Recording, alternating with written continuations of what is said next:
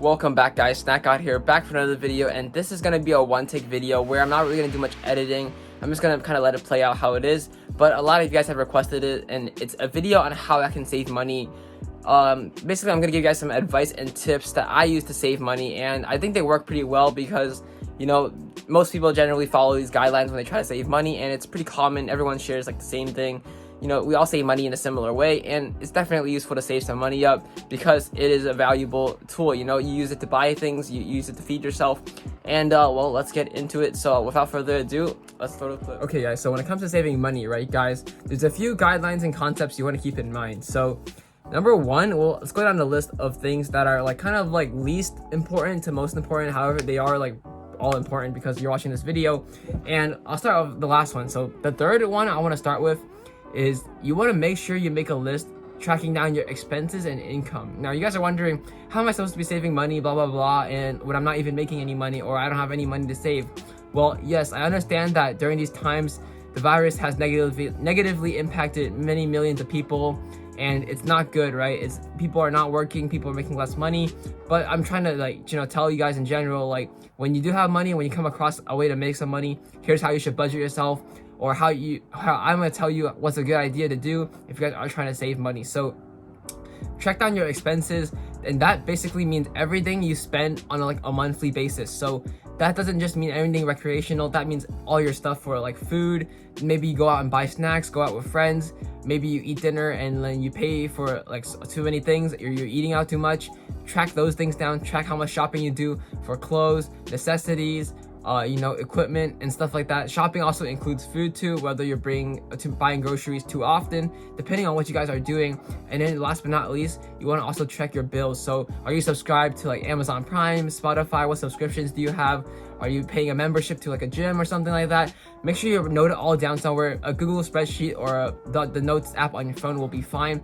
Add them all up and get your total. And if the total is actually more than how much you make, then that's really bad actually, because you're not saving any money at the end. You're actually negatively impacting your balance, and that's going to be really bad because, you know, a lot of people, what they do is they trade time for money, and they're working and working and working. So basically you're wasting your own time if you're always just spending more than you make, because you're trading time for money and the equation basically equals out, right?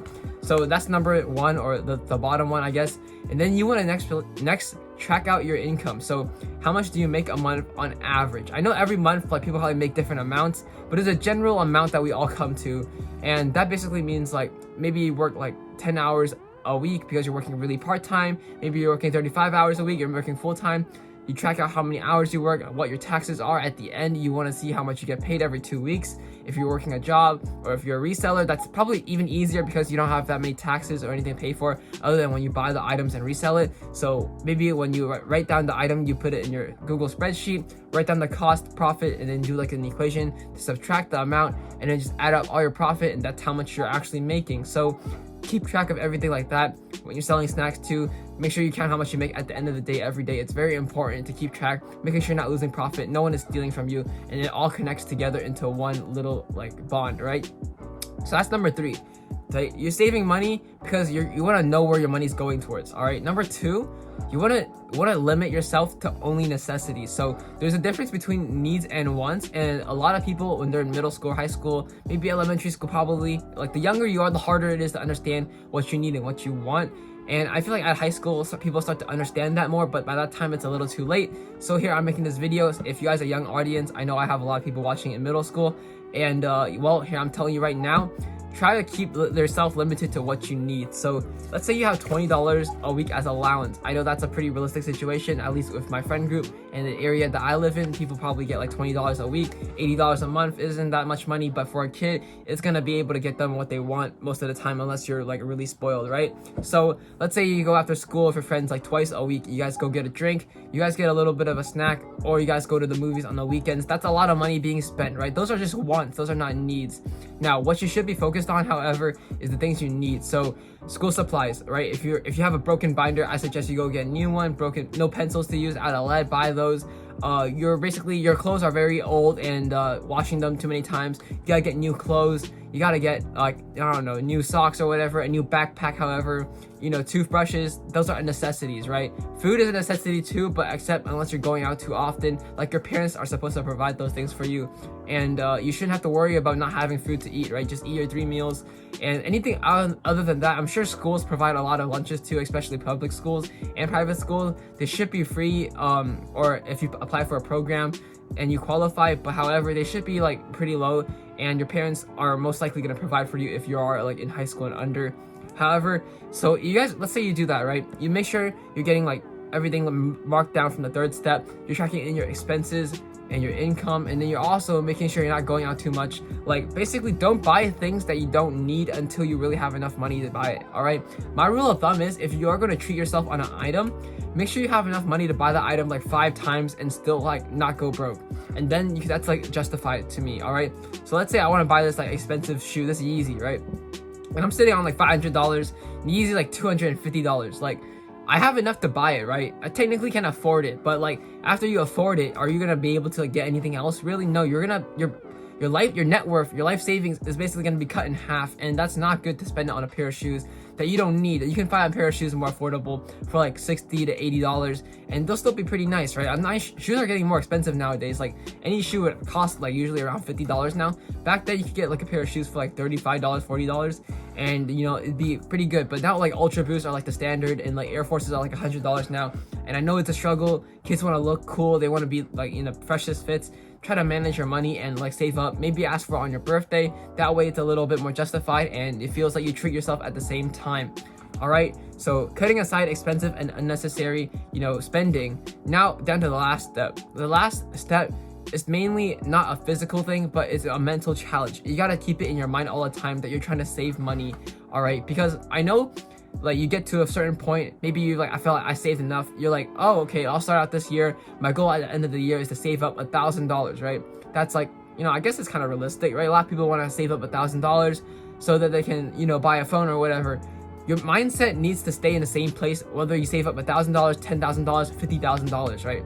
If you're gonna save up to spend at the end of it, there's no point in saving because it's just gonna go to waste. All right, like I said, you're trading time for money, and if you just buy at the end, you're wasting all that time. What I would tell you right now is to save up like whatever amount you're trying to reach, and then invest most of that money and keep a small percent for yourself, like 20% for personal spendings. Because if you invest that money smart and wisely, then you're gonna turn that money into more things. You're gonna double it, you're gonna triple it. You can do things with that money to get a bigger amount. Like let's say I save up $1,000 at the end of the summertime, and I was thinking about buying a PS4. That spends like half the amount already, and it's not smart because I saved up for about half the year to get that amount, and I just wasted about like 3 months of my time. And you can't get time back, by the way, guys. I don't know if you've been alive long enough, but you can't get time back. So if you buy a PS4, that item is going to depreciate in value, and it's not going to go up, however. But if you do invest it into something that will make you more money, well, then the time is equal. You're basically making more money with the time you have, and that's basically the basics of working. Basically, like you're working out in the world, you get a job when you're out of college, and every few years you get a raise, and you're basically improving and working your way up the companies, and you're making more money. So it's basically the similar steps. You're trading your time for more money, except over time you're gonna be making more money in that same amount of time, and that's how you're gonna be making more money. All right, that's basically the last important step. So to go over it, basically save up your money. Again, like hypothetically speaking, if the goal is $1,000, you save up $1,000, keep on getting that amount. Once you get that amount, don't blow it, invest it to better yourself. Use it towards some kind of course that'll teach you how to do something, acquire a skill, learn something new, or use it towards to start a new business. Like $1,000, you can get a business started nowadays. Like you don't have to have a crazy business. You can just go simply from online, make a very small personal, work for yourself kind of store, and it's enough to get you started. Definitely starting dropshipping does not need $1,000, nor does it take $1,000 to buy stuff and flip on eBay, buy stuff to or host your own course online. Sell yourself out on websites that need like editors, artists, like Fiverr. Any kind of talent you have, a lot of people are buying yourself out all the time in Fiverr. I see people selling the most craziest things. Like they'll draw you something, they'll make you an animation, they'll carry you in a video game, they'll teach you how to cook. There's a lot of things you can do. Acquire yourself a skill. All right, so recapping right now, if you are in any of those ages and you're young and you don't know how to manage money, I suggest this. All right, keep track of your income and expenses. save it up, right? Don't spend unnecessarily. Keep the same mindset and then invest the money to make more money, not save up to spend. I know too many people around me that are like, I want to save up $1,500 to buy a MacBook. I want to save up $2,000 to buy a gaming PC. I want to save up $10,000 to buy a car. That car is just going to depreciate and be an expense, and it's going to be, it's not going to be an asset anymore. It's going to be costing you money, and that's very bad. You want to basically build up assets and hold things that will make you money, kind of like what I've been doing with my sneaker series, and another video will be coming out about that shortly. Alright, it's got to an end now. I hope you guys do enjoy this video. Please smash the like button down below and absolutely destroy it. If this video has taught you anything or helped you or motivated you or inspired you to start saving money and working towards your financial goals, God, I can't speak. I'll see you guys next time. Make sure you leave a comment and subscribe. Peace out. That was happening, like what's happening? All odds were against me like Croatia, and I'm Rakitic. Started off with a camera cause nobody else saw the picture. Times my earnings by 13, get my bank account a bar mitzvah.